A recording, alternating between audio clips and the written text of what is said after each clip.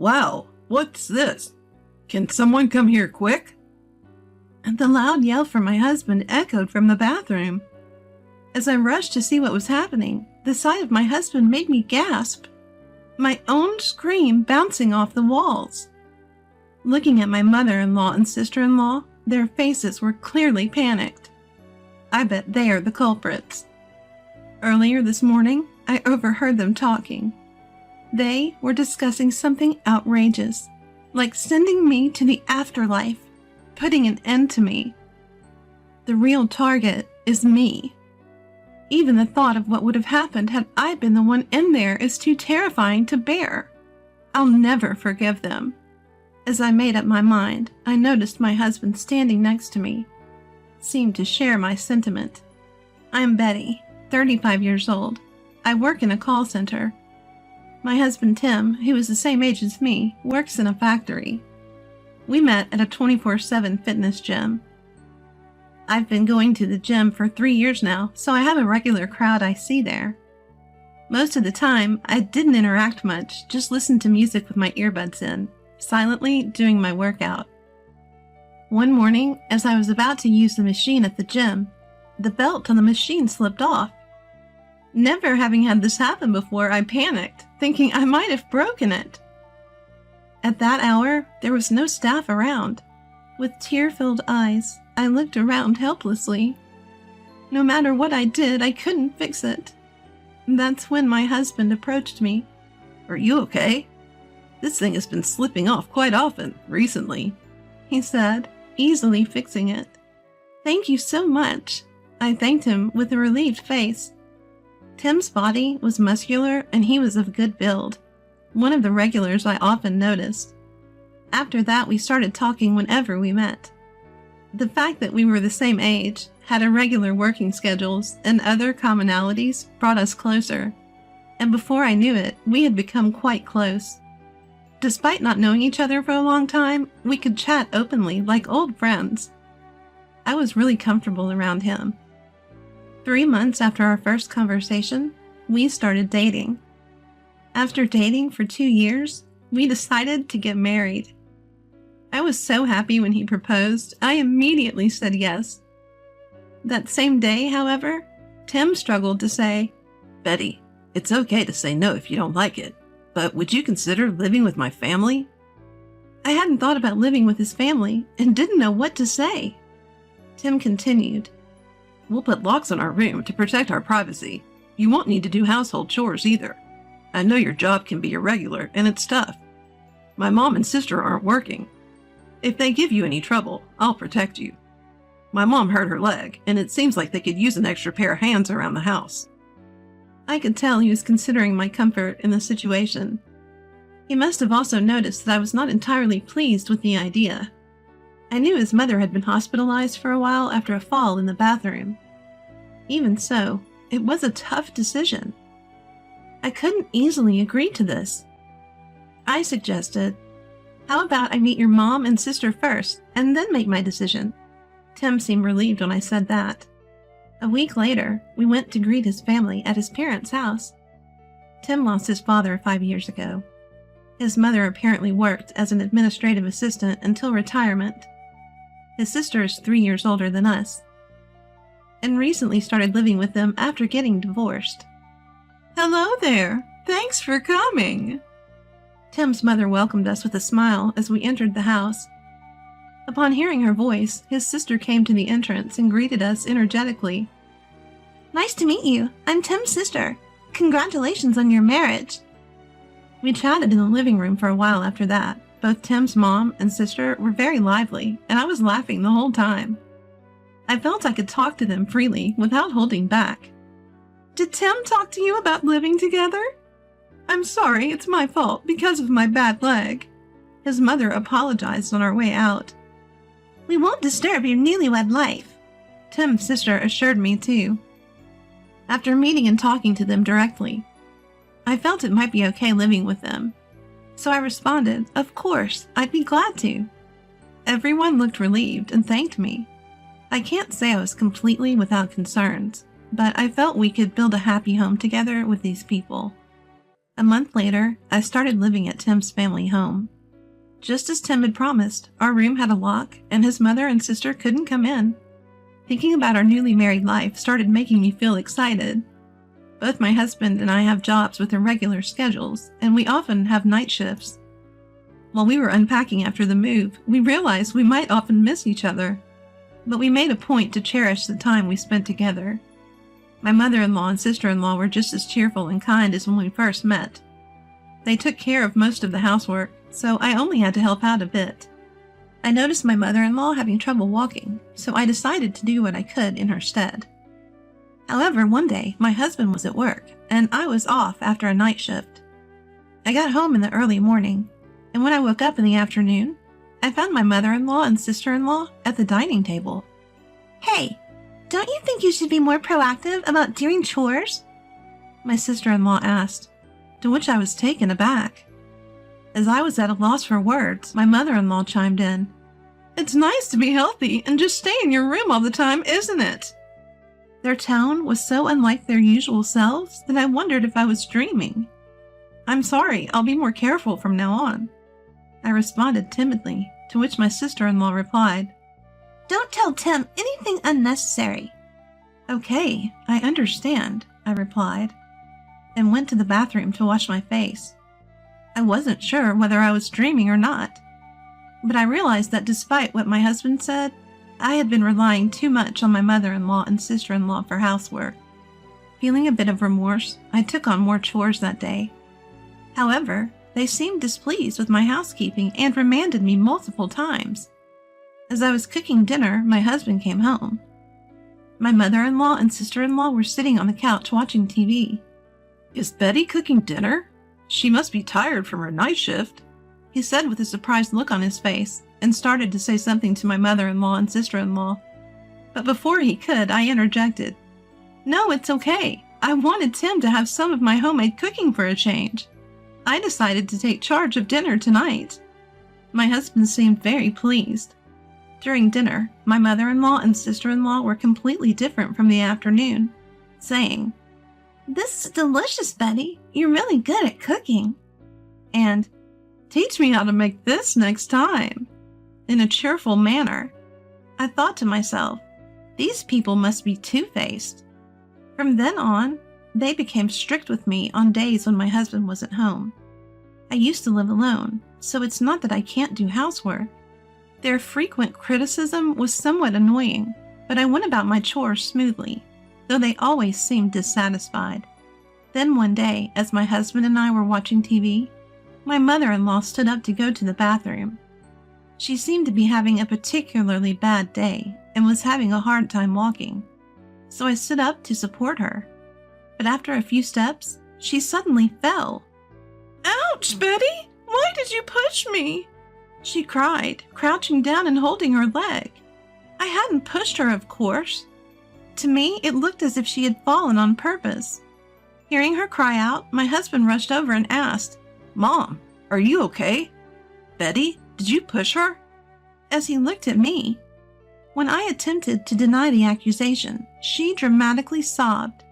She pushed me hard. In fact, she's done this multiple times on the days Tim isn't home. How cruel.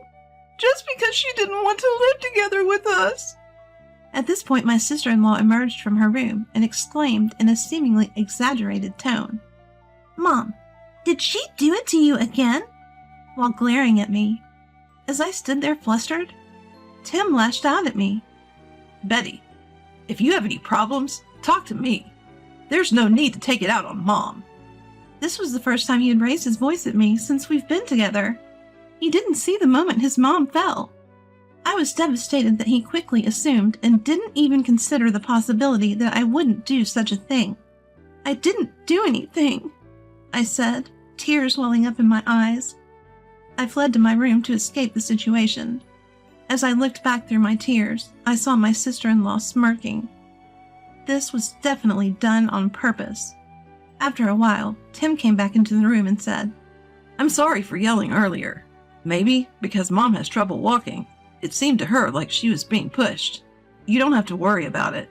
It was nice of him to apologize, but he didn't seem to even consider the possibility that his mom had deliberately fallen. It also seemed like he didn't fully trust me. From then on, fearing more false accusations, I stopped helping my mother-in-law as much. About a month later, I finished my night shift and got home around 4 a.m. It was usually a time when everyone was asleep, so I quietly entered the house. But on that day, it felt like someone was awake.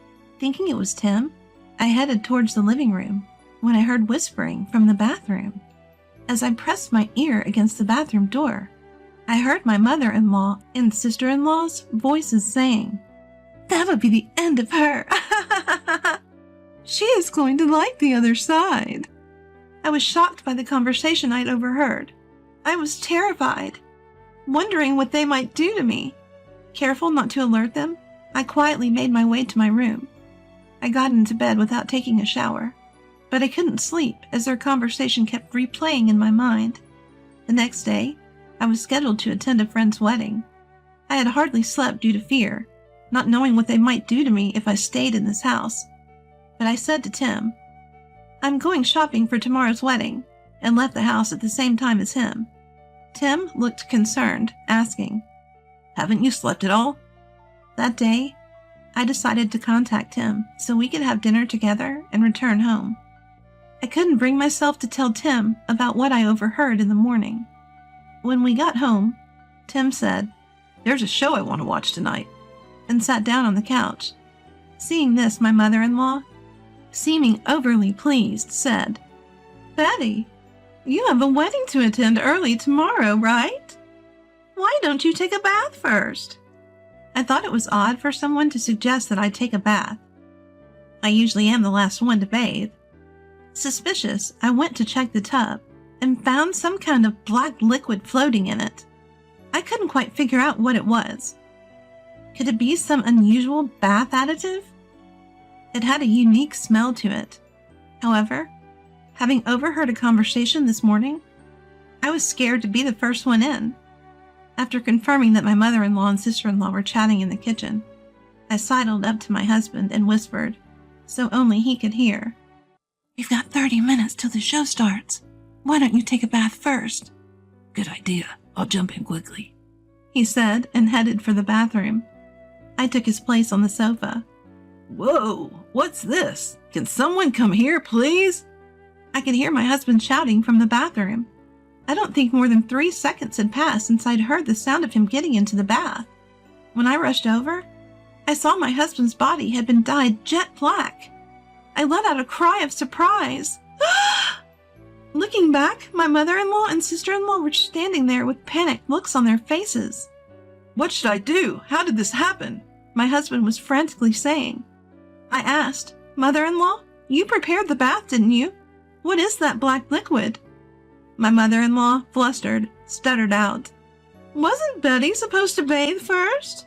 My sister-in-law was standing next to her, breaking out in a cold sweat.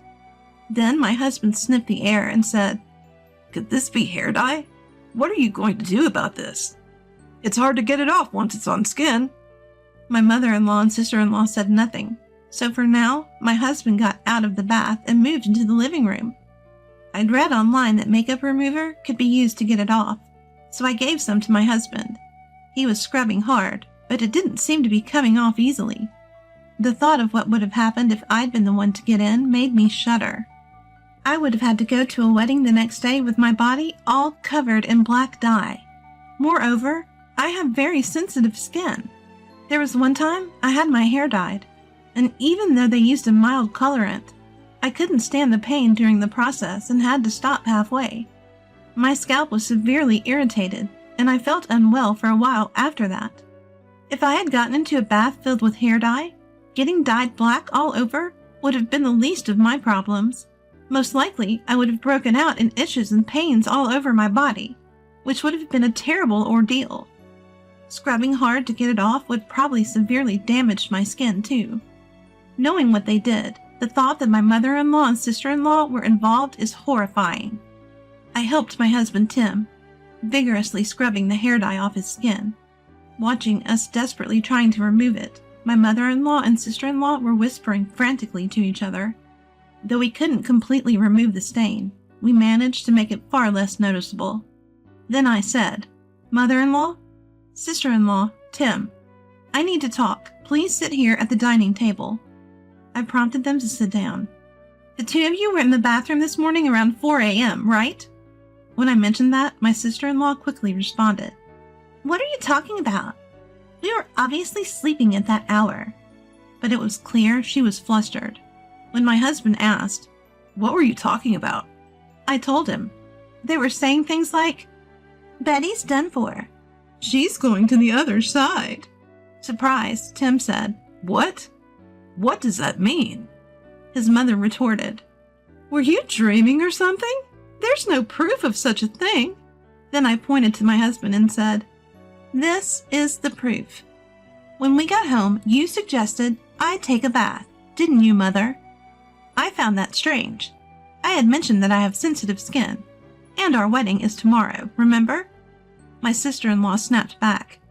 "Oh, come on. It was just a little prank." A prank? Tim asked with a stern face, leaving my sister-in-law silent. Then his mother childishly complained, "It's Betty's fault. She doesn't help around the house at all." To this, Tim shouted back at his mother and sister, Are you serious? Betty is working. She does the chores whenever she can. Just because you're unsatisfied doesn't mean you can do whatever you want. Cut the crap. "I've been putting up with your unreasonable behavior all this time. Do you have such resentment against me? This isn't something that can be brushed off as a prank. I will never forgive you for this," I said. Hearing our words, his mother and sister broke down crying.